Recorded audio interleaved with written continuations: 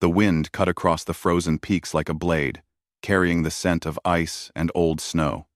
The mountains loomed like silent sentinels, jagged and unyielding, their shadows stretching across a kingdom left to crumble. KL, the Alpha King, rode slowly through the wilderness, his black cloak trailing behind him, the fur lining stiff from frost. His horse's hooves crunched on the frozen ground, echoing through the empty valley. Silence had ruled this land for years, ever since he had left. KL had returned not out of duty, but because the weight of the past had become unbearable. The whispers of the people, the cries of the earth itself, had called him back. He had once been their king, the strongest among men, the one who had commanded loyalty and fear in equal measure. Yet now, as he approached the ruins of his castle, he felt only the cold bite of regret. The village below lay buried in snow. Roofs had collapsed, smoke no longer rose from chimneys, and the streets were deserted. Trees, gnarled and twisted, had grown into shapes that seemed almost human, as if watching him pass. The kingdom he had left so long ago was nothing more than a frozen memory. And yet, somewhere deep within, he knew he could not turn away.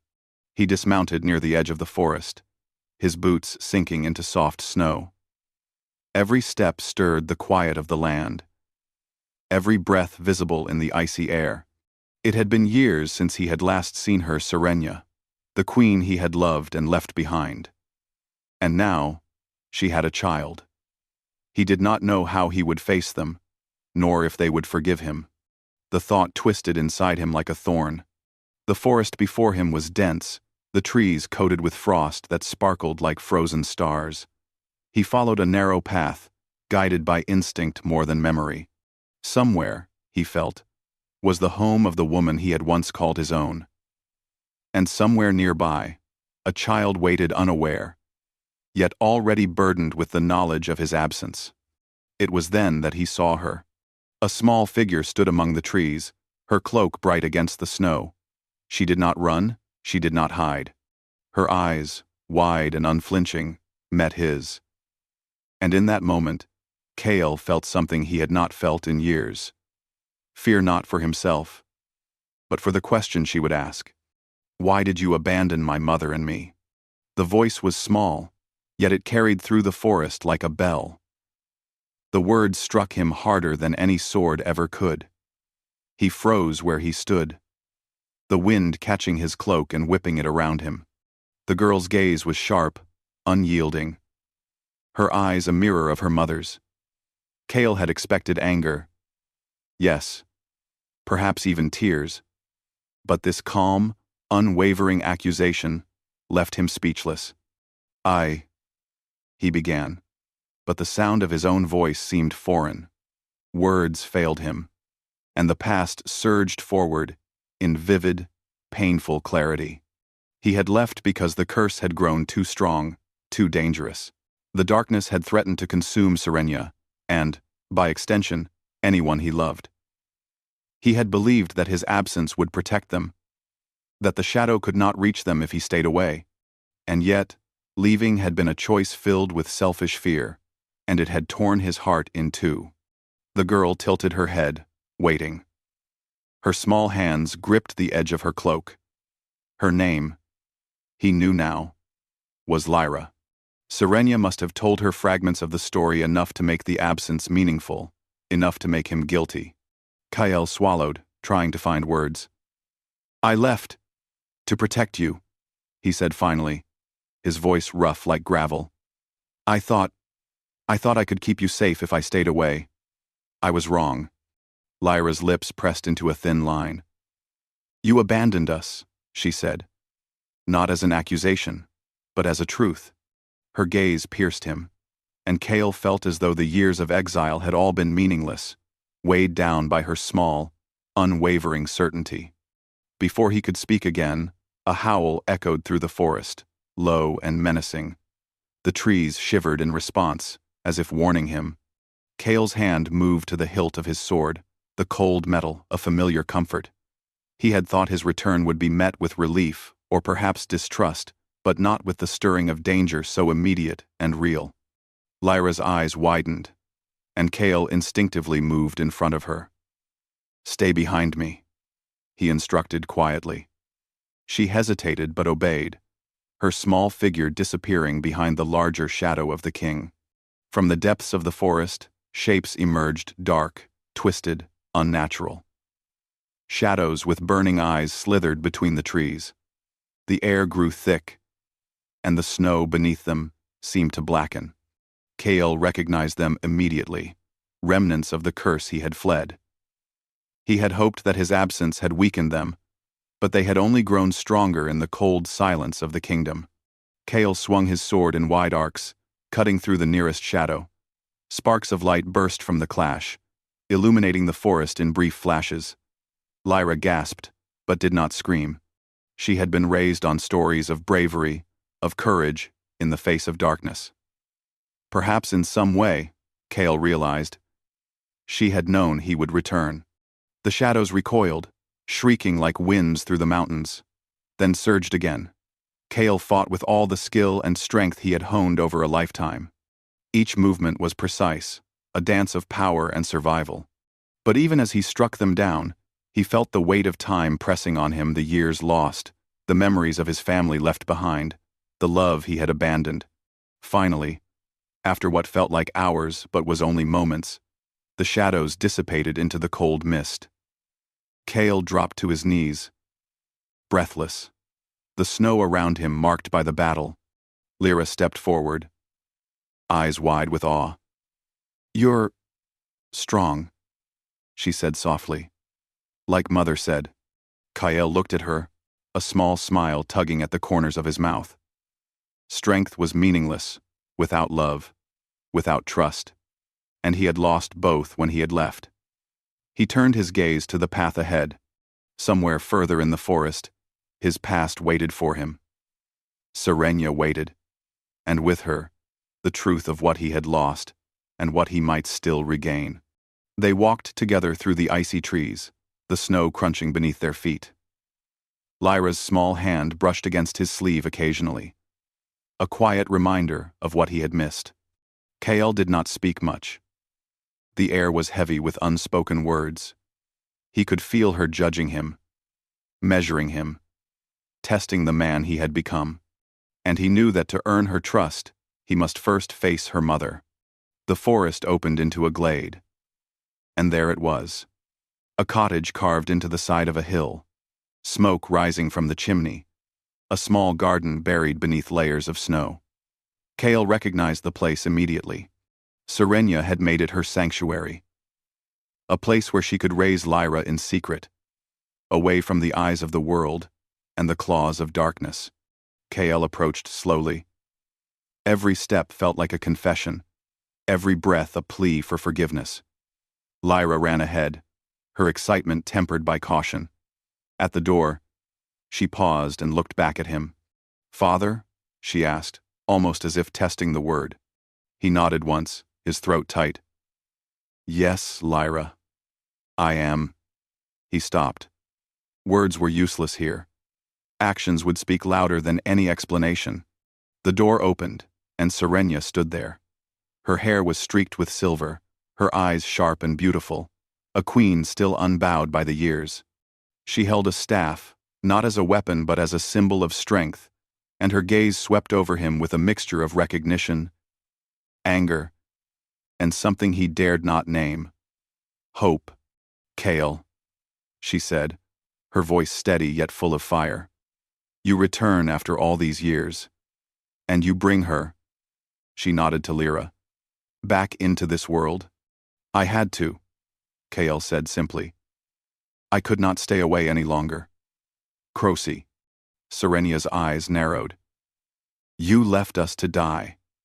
You abandoned your blood and your kingdom. Why should I believe that you will not do it again?" Kale felt the weight of her words like a blade.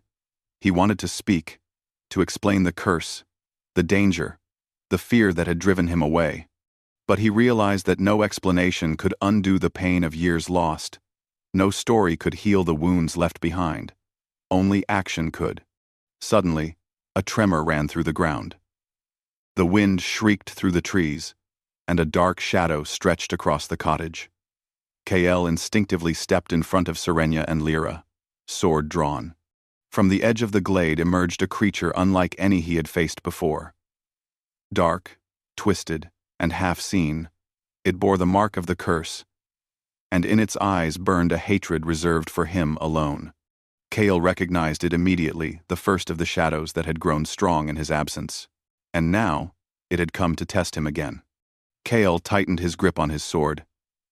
"Stay behind me," he told them. And this time, there was no hesitation. Lyra and Serenia both stepped back, ready to follow him into whatever darkness awaited. The creature let out a roar that shook the frozen trees. Kael felt something stir inside him, a memory of the man he had been, and the man he could still become. He had run before, but he would not run again. Not from darkness, not from his past, and certainly not from the daughter and woman he had left behind. As he raised his sword, the wind died down for a brief moment, and Kael met Lyra's gaze. She looked at him, not with accusation this time, but with a question, one that demanded a promise he had not yet earned. And in that frozen instant, Kael knew that his journey toward redemption, toward reclaiming love and honor, had truly begun. The shadows surged forward, and Kael stepped into the fight, the glade echoing with the clash of steel and dark magic. And somewhere in the distance, the mountains watched silently, waiting to see if the Alpha King would rise or fall. The forest glade lay quiet after the clash of shadows.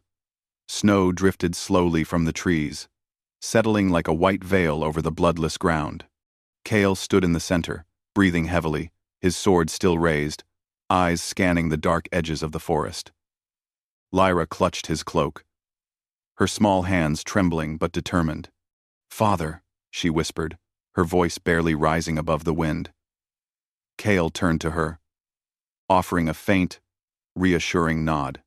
He wished he could say more, wished he could explain why he had left, why he had let the darkness grow, why he had run from the woman and child he loved more than life itself. Words felt too small for such truth. Kael led Lyra toward the small hill where the cottage waited. The trees parted slightly, revealing the faint smoke curling from the chimney. Serenia stood at the doorway, her staff in hand, her face pale but composed, eyes sharp as ice. She had watched the shadows rise and fall, and now she watched Kael, measuring him, waiting to see if he would falter. Kael approached slowly, every step a careful confession. I fought them," he said, his voice low but steady. "I could not let them reach you. I will not let anything harm you again." Serenia did not lower her staff. Her gaze was as unyielding as the mountains around them. "Fought them?" she said, her voice a mixture of disbelief and scorn. "Do you think that one fight can erase years of absence? Do you think it will undo the fear, the nights of loneliness, the danger I faced alone?" Kael's heart tightened. He had expected anger. Yes, but this sharp edge of hurt, of mistrust, cut deeper than any blade. He wanted to kneel before her, to beg for forgiveness. But pride, tempered by fear, kept him upright. "I left to protect you," he said, the words sounding hollow even to his own ears. I thought my absence would shield you from the curse. I was wrong. I see that now." Lyra stepped forward, her small figure between them. "He saved me," she said quietly. Her voice held no accusation, only truth. "He fought the shadows." Serenia's gaze softened slightly as it swept over her daughter. Lyra's innocence, her courage, her stubborn bravery. They were all proof that life had endured despite Kael's absence.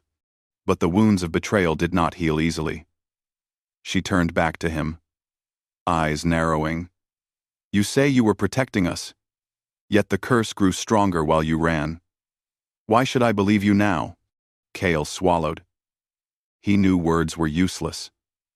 Only actions, courage, and sacrifice could prove his truth.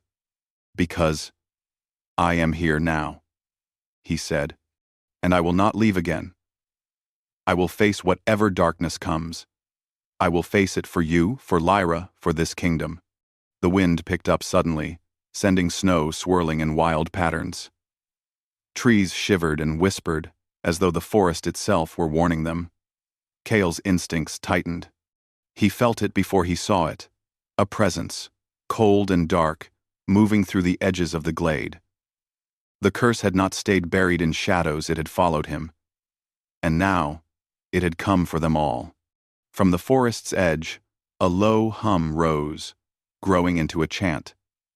Shapes emerged slowly, gliding above the snow, eyes glowing with a malevolent light. These were no ordinary shadows, they were twisted echoes of those Cale had once fought, infused with ancient magic and hunger.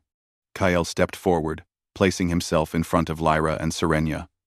"Stay behind me," he ordered. Lyra nodded, and Serenia, though tense, took a cautious step back. Both were ready, but they trusted him to lead. The first shadow lunged, fast as a striking snake. Cale met it with his sword, steel clashing against dark magic. Sparks of light flew, illuminating the snow-dusted trees in brief, brilliant flashes. Another shadow fell from above, eyes burning with rage. Cale moved with precision, cutting, dodging, countering, but the shadows came in waves, relentless. Lyra gasped, but did not cry. She had been told stories of bravery, and deep within, she believed in the man standing before her. Cale fought not only for survival, but to show her that he was no longer the man who had fled. His hands moved with skill, honed over years of battle, but his mind was consumed with regret. Serenia watched silently. Tension and fear etched into her features. She had expected him to arrive.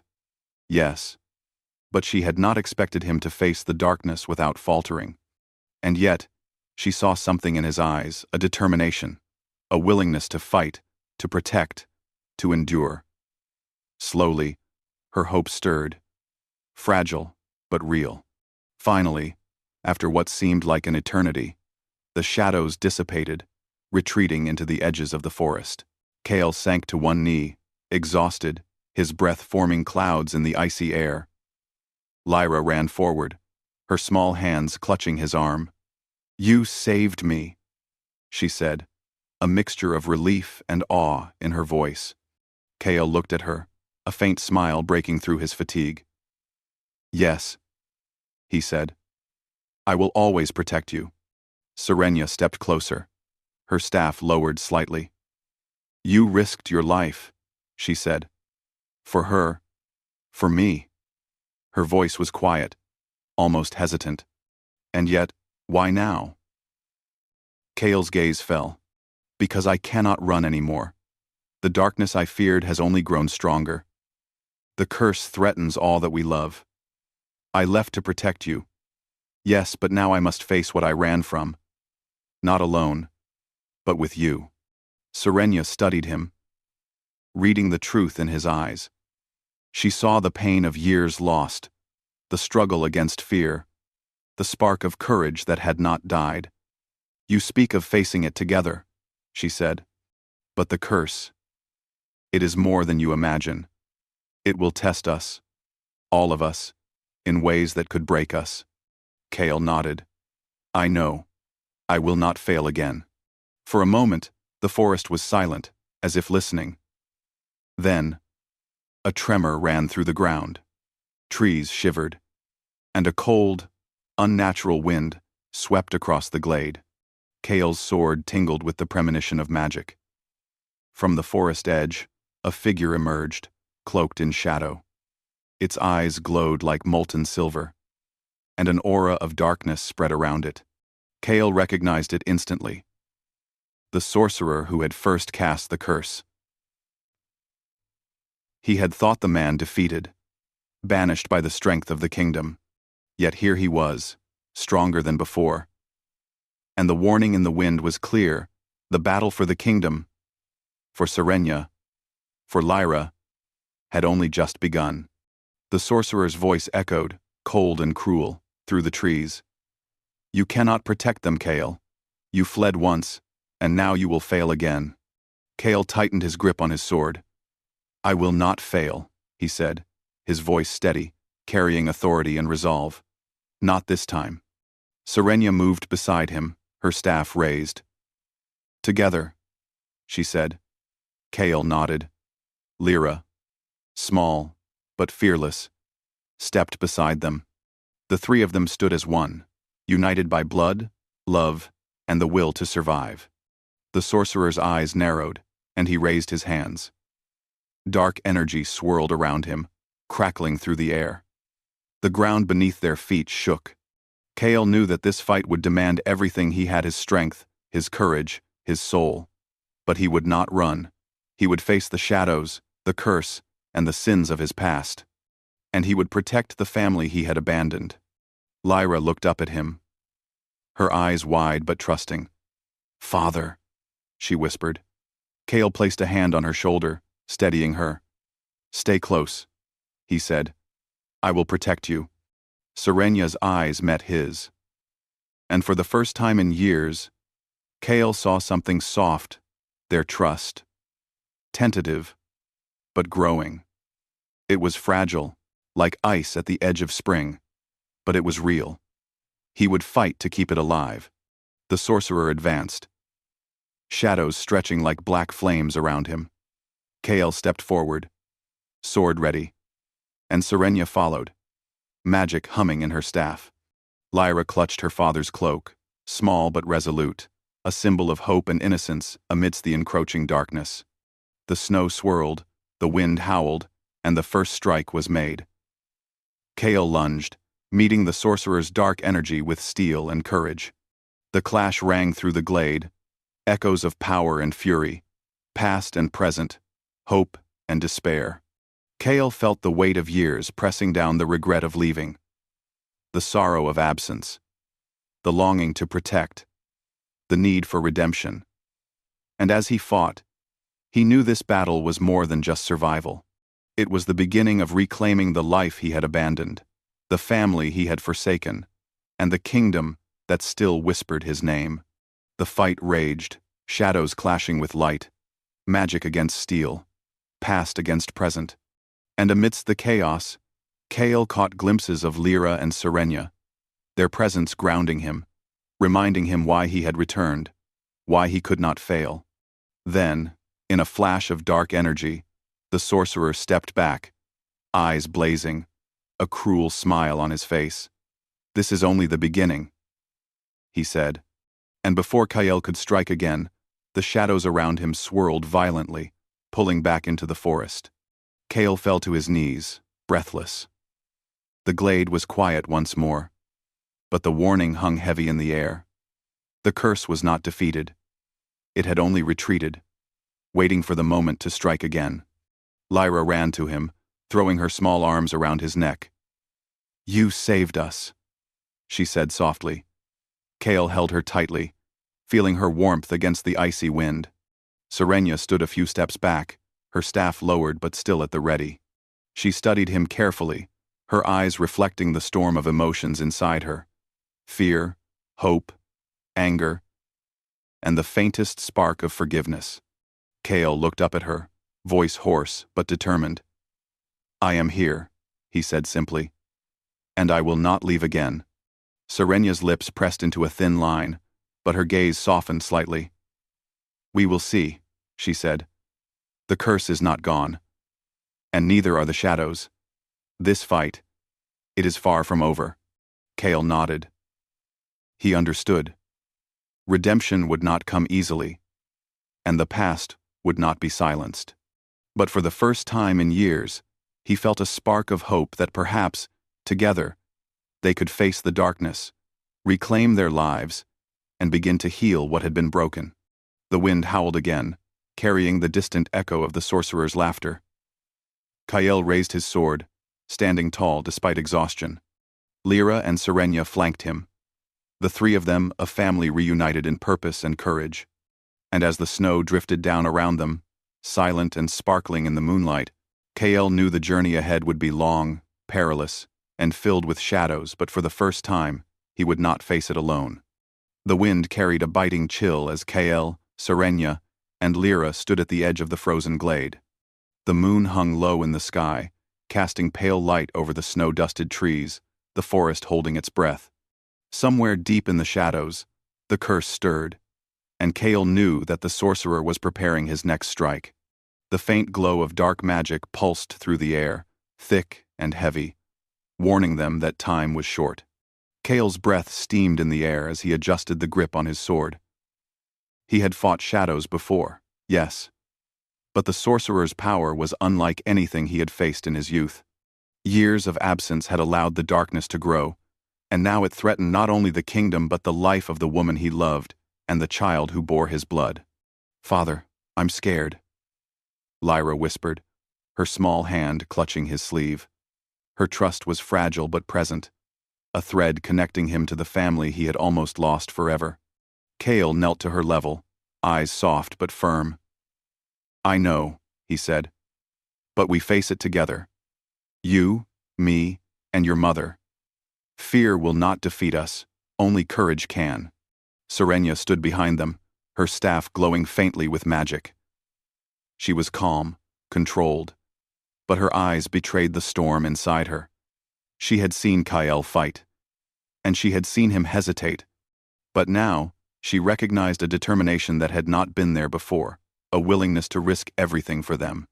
The first strike came without warning. From the forest, a wave of shadows surged forward, twisting and writhing like living smoke. Kael leapt forward, sword flashing, cutting through the tendrils of darkness. Sparks erupted as steel met dark energy, illuminating the night in brief, brilliant flashes. Lyra ducked behind him, her eyes wide but steady. Serenia raised her staff, chanting in a low, melodic voice, sending waves of magic to push the shadows back. The sorcerer emerged from the trees, tall and imposing, his cloak billowing in the wind. His eyes glowed with cold fire, and he raised a hand. The ground trembled as dark energy spread across the glade.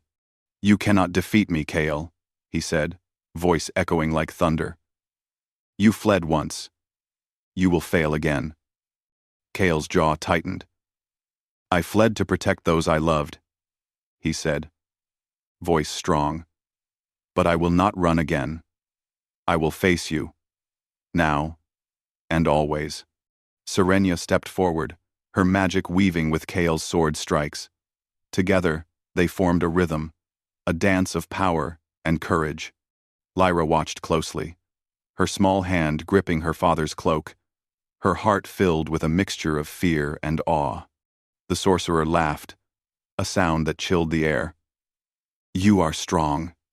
"Yes," he said, "but your love is your weakness. Your bonds will break you." Kael's mind raced. Love had once been his fear, the reason he had fled. But now, it was his strength. He glanced at Lyra, then at Serenia, and felt a surge of determination. Unlike anything he had known, he would protect them not just with his sword, but with every part of himself. He lunged forward, meeting the sorcerer's dark magic with a fierce strike. The clash sent a shockwave through the glade, shaking trees and scattering snow. Shadows twisted and writhed. But Kael pressed on, refusing to yield. Each strike carried not just force but purpose, a promise that he would not abandon them again. Serenia's magic intertwined with his swordwork, creating a radiant shield that pushed the shadows back. Her chants rang out like bells through the cold night. Each note, a spell, a defense, a hope. Together, they fought, synchronized, as if their bond could shape the world around them. Lyra, small but determined, stepped closer. She had watched, learned, and understood that courage was more than strength. It was standing firm, even when fear threatened to consume you. She raised her voice, chanting a phrase her mother had taught her, and a faint glow radiated from her small hands. The shadows recoiled, and Kael saw in that light the proof that even the smallest spark could pierce darkness. The sorcerer's eyes widened with surprise, and a shadow of doubt flickered across his cruel expression. Kael pressed the advantage, striking with precision and purpose. Each movement, each swing of his sword, was a reclamation of what he had lost, the courage he had abandoned, the love he had forsaken, the family he had almost destroyed. Suddenly, the sorcerer unleashed a surge of dark magic, stronger than anything Kael had faced before. The force threw him back, snow and ice exploding around him. He struggled to rise, chest burning, muscles screaming in protest. Lyra ran to his side, clutching his arm. "Father, be careful." Kael nodded, drawing a deep breath. He could not falter, not now. He rose, eyes meeting the sorcerer's. "I will not fail," he said. "Not for you. Not for this kingdom. Not for my family." Serenia moved beside him, her staff glowing brighter, her magic forming a barrier of light. Together, they pressed forward, step by step, strike by strike. The shadows hissed and recoiled, the sorcerer's magic clashing with their combined force. And in that moment, Kael felt something shift. He was no longer running, no longer hiding. He was reclaiming his place as protector, as father, as king. The sorcerer, sensing the change, grew furious. "You dare face me with your weakness?" he shouted. "You think love will save you?" Kael stepped forward, sword in hand, eyes blazing. "Love is not my weakness," he said. "It is my strength, and I will protect those I love, no matter the cost." With a final, powerful strike, Kael plunged his sword into the heart of the shadow that led the sorcerer's power. Light exploded outward, and the dark magic recoiled. The sorcerer stumbled, his aura flickering, and for the first time, Kael saw fear in his eyes. Serenia, using the moment, unleashed a wave of magic that shattered the remaining shadows. The forest shuddered as the darkness broke apart, melting into the snow.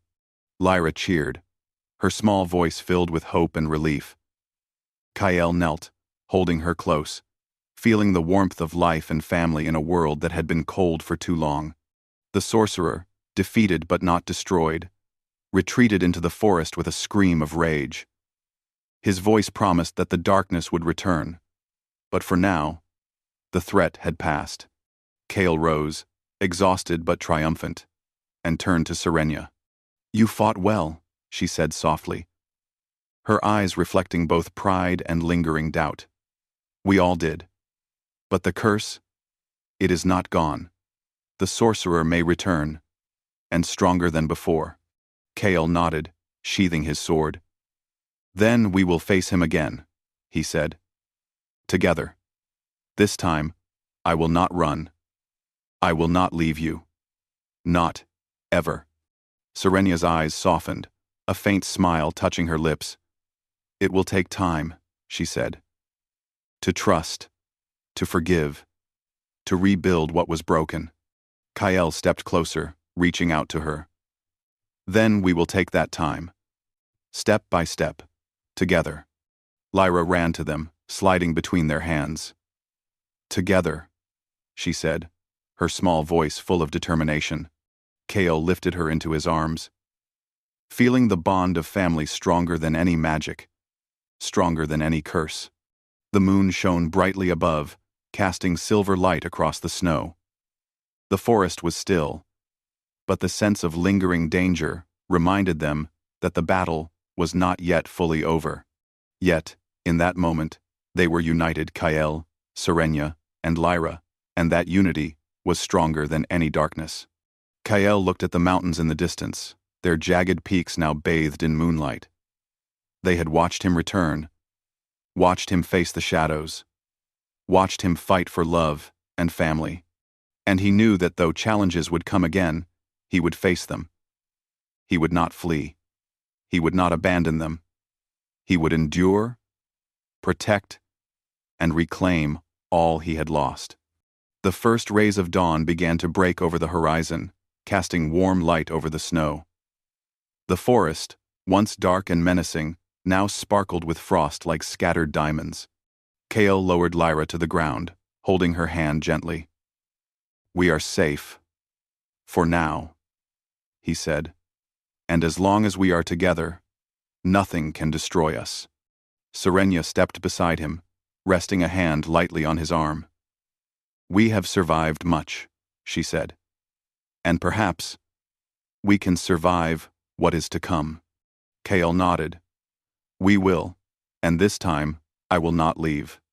Lyra smiled, small and bright, the first real warmth in Kale's heart in years.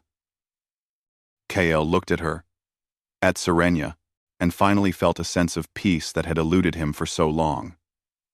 The kingdom was still fragile, the curse still lurking, but hope had returned, love had returned, and for the first time in years, Kale knew that redemption was possible not through words, but through courage, sacrifice, and unwavering devotion.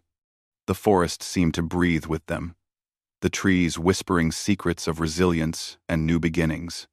Kale tightened his grip on Serenia's hand, feeling the strength of their bond, the promise of family, and the power of love that even darkness could not destroy. As the sun rose higher, melting the frost and warming the glade, Kale realized that the past would always be with him, but it would no longer control him. He had returned not just as a king, but as a father, a protector, and a man who had faced his fears and found strength in love. And though the shadows would rise again, he would be ready. For Kale had learned that the greatest power was not magic, nor steel, nor fear, but the courage to return, the will to fight, and the heart to protect those who mattered most.